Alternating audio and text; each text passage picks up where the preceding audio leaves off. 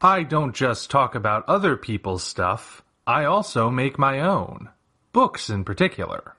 To date, I have 4 books you can check out on Amazon. Operation Red Dragon: The Daikaiju Wars Part 1, Occult Mafia, Emerald of Maddox City, and the short story collection Assorted Absurdities, Tales of Kaiju Punk, and Other Genres. Hop on down to the description for Amazon links to all 4 books. Enjoy whichever ones you read, and enjoy the video. Hello, ladies and gentlemen. I am the Omni viewer, and there are some Toho Tokusatsu movies that I just can't review because I don't have access to them at the moment. Unfortunately, that means our journey through Toho's Tokusatsu films will be ending with a dull thud. Today's movie is MIKADROID: Robokill Beneath Discotech Layla. It's the only direct-to-video entry in this whole series, and it shows. Way back in 1945, the Japanese Army had a program to turn 3 aspiring Olympic athletes into super soldiers. Unfortunately, the war ended before the program was completed. Of the 3 athletes, only one underwent the full procedure, the last step of which turned him into an unfeeling cyborg. The lab and the cyborg were both buried in a bombing and promptly forgotten. Years later, in 1991, a disco club has been built on the spot, and the cyborg has drawn power from its generators to reactivate. With no orders to follow, the cyborg knows only to Robokill, and Robokill it does. It pursues 2 unfortunate souls who wind up trapped in the building when the parking garage closes. Their only hope lies with the other 2 athletes from the program, who have not aged since the war's end and are determined to stop the cyborg, even if it means sacrificing their apparent immortality. According to the text-based behind-the-scenes on the DVD, MIKADROID was originally envisioned as a horror movie in which a soldier from World War II comes back as a zombie. But, while the movie was being developed, a series of real-life murders happened in Japan, and when the killer was caught, he confessed to being a nerd about many things, including horror movies. Well, that's an insignificant detail if ever I heard one. I agree, Snazzy, but unfortunately the news media did what it always does and blew things way out of proportion, labeling this psycho the otaku killer. As a result, horror movies fell out of fashion in Japan. To keep the project alive, the genre shifted to sci-fi, which basically just meant putting the gooey zombie inside a crunchy candy shell and hoping no one would notice. I guess nobody did because the movie was released without controversy. Unfortunately, the end result is not very good. The plot is about as basic as it can get. People are trapped inside a building with something that wants to kill them. It's Alien in a parking garage with a diesel punk Jason Voorhees, but with one notable difference. This time we have 2 characters who are prepared to handle the killer. These 2 soldiers, whose names are mentioned so infrequently that I honestly don't remember them, had the potential to be interesting protagonists. Their interactions and unusual backstories lend a sense of intrigue to them that makes me want to know more. I might have really liked this movie if it were about them. Unfortunately, and to my eternal disappointment, they are not the main characters. Instead, the characters we follow are this repairman and this club attendee who get stuck in the garage when it closes, forcing them to travel deeper underground as they flee, which eventually brings them to the lab where the MIKADROID originated. That was a mistake.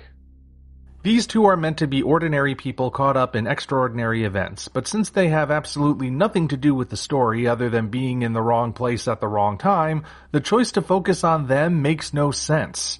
Even when one of the immortal soldiers delivers forced exposition to get them up to speed, their response is to whine about how this has nothing to do with them, like it's somehow the soldiers' fault for getting them wrapped up in this. That's another thing. These 2 are some of the whiniest horror protagonists ever.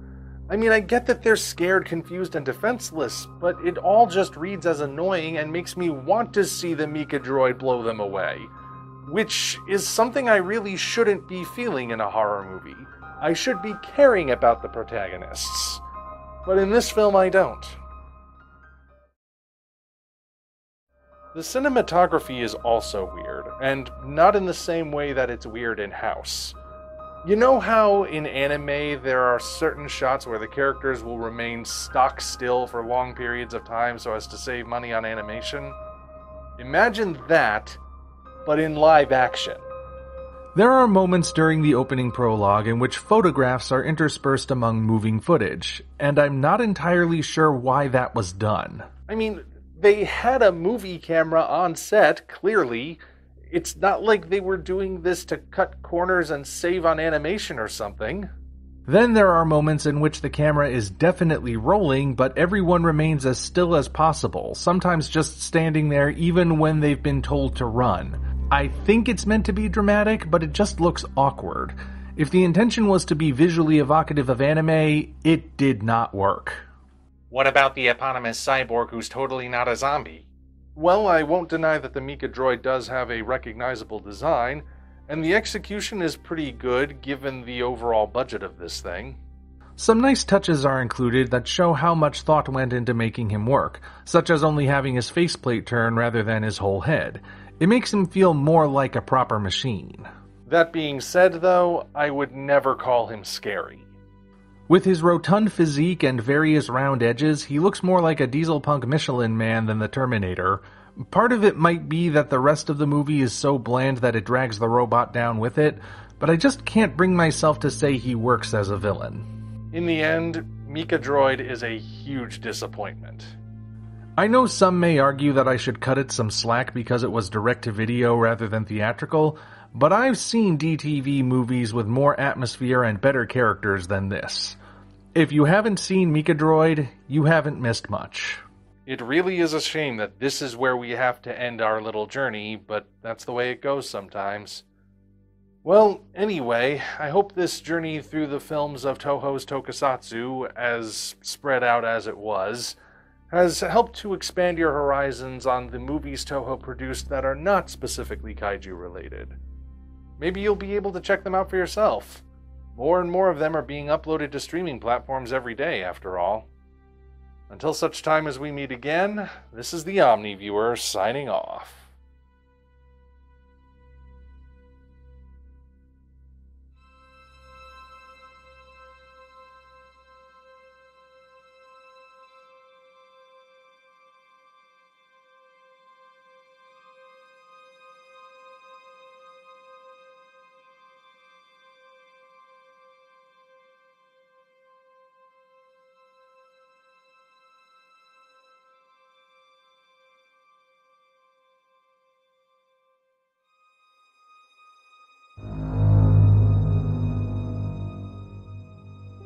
You know, Toho isn't the only studio in Japan. Plenty of other companies have made tokusatsu films throughout the decades, and I think I'll be exploring some of them in the future as well. Congratulations, you reached the end. If you enjoyed this video, you might want to consider supporting us on Patreon. Of course, the other way to support us is to go to Amazon and check out our books, Operation Red Dragon, The Daikaiju Wars Part 1, The Occult Mafia, Emerald of Maddox City, and Assorted Absurdities, Tales of Kaiju Punk and Other Genres. Also check the description for links to DeviantArt and other platforms we operate. Thank you all for watching. We'll see you next time.